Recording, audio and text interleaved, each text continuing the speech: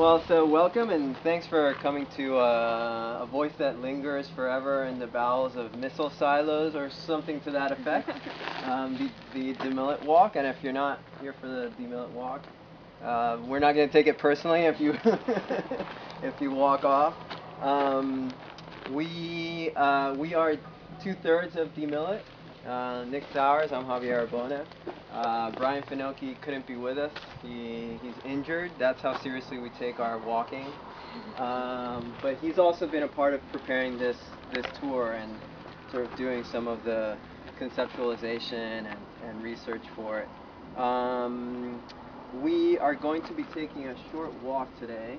I'll talk a little bit about the route in a moment, but just to tell you a little bit about what we've been sort of doing. We've been coming here to the Headlands as part of this walk for maybe the last 5 or 6 weeks. And one of the things that immediately interested us was this narrative about the swords to plowshares. It's something that you hear a lot at some of the, if you read some of the websites about some of these tenets, or you look at some of the literature, there's often a lot of references to swords to plowshares as a kind of former military site that becomes something else. And we're also very interested in this kind of idea of post-military. And the more we kind of started to walk around and look at some of these landscapes of the Headlands, the more we started to kind of question the boundary between a past and a present. The more we start to see a lot of kind of traces of that past in the present, and we started to sort of try to think of ways in which we could draw that forth. And so we've been doing recordings at the Headlands, and it's almost like we pick up this detritus of the site and we sort of pile it up. So we take sounds and pile them.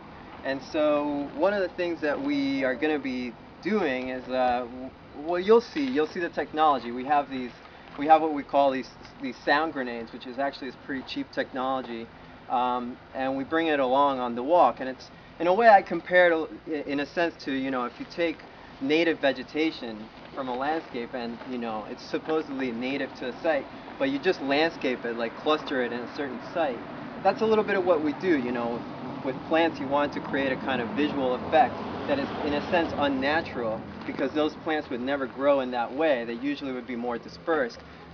In a sense, that's kind of what we're doing here today. And so you'll see these during the walk. Nick is, in a way, he's our landscape DJ. I'm the MC. And so you'll see him sort of tinkering in the landscape and getting anything else. I think those are probably, one of the things we just are going to encourage you to do is just to listen.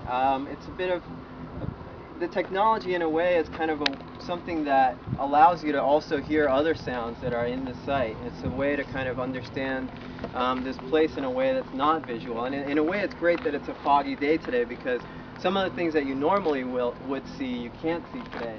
And so we sort of attune our ears more to some of these other sources of evidence, these other archives of uses of the site that, in other ways, in our culture, sometimes we maybe access and understand in more visual or written ways.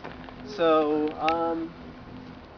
I think we're just about ready to go to our first go on our walk, right? Anybody have any questions or anything that we can clarify? Great.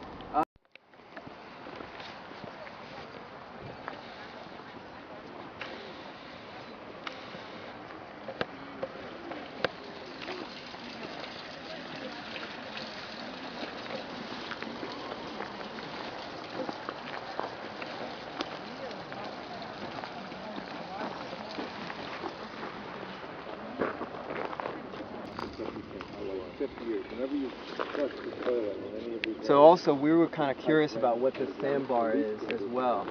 So we start to kind of find some of these traces of where there's been some alteration, change of the landscape. And one of the things that immediately, well, maybe not immediately, but as we started to work more and more on this piece, we started to think about animals. Animals as one of the inhabitants of these spaces, and thinking about the way in which these animals start to stand in or symbolize something. I'm not sure what, but start to kind of explain something about the way in which the military relates to nature. I mean, it's in a sense a body or a being that is kind of easier to comprehend, in a sense kind of outside of us, and that helps us think about it, the way in which the military transforms nature, uses nature, refers to nature, also researches on nature to create sort of biomimicry in new weapons that they might be developing. So that's something that we've been constantly discussing on our walks and thinking about, and I'm just kind of laying that out as an introduction to something that you know, maybe will come up in some of the other sites that we'll be visiting. Hi, everyone. No worries, no worries. Actually, this is our first stop. So that the landscape is, because it just doesn't seem, you know, like as temporary as it should probably be. And since I know that they've put some sewer pipes and stuff underneath it, it's definitely been built up. It's been certainly altered. Yes. So this is probably one of our favorite spots, I guess, in the Headlands. We like this spot because you can see, and the fog has cleared enough that if you just look straight across, you see the Marine Mammal Center, which is seemingly this kind of drab building with these tanks that pop up. And we've done a couple of visits. We've been doing some recording there. And of course behind you is the Siamese twin of that site, another Nike missile site, and these were part of the post-war, you know, post-World War II, post-Korean War air defenses in the case of like a nuclear holocaust. In the case of an attack from the Soviet Union, then these would be deployed. They were never deployed, but both of these had missiles at the ready 24/7.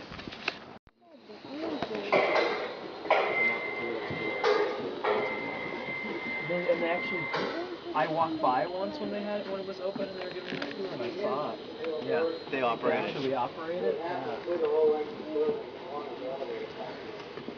Does Nike refer to a Greek goddess? Yeah, the program itself was called Nike, and then there were like three different generations of missiles.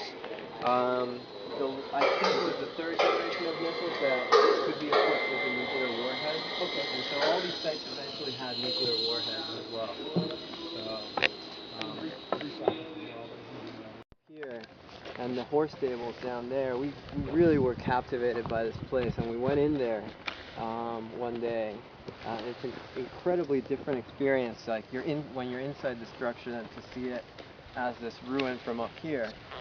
This is apparently the one of two remaining balloon hangars that were built in the U.S. for air defenses. They had like these helium balloons that were used, they were experimented with to perhaps use them for surveillance or bombings.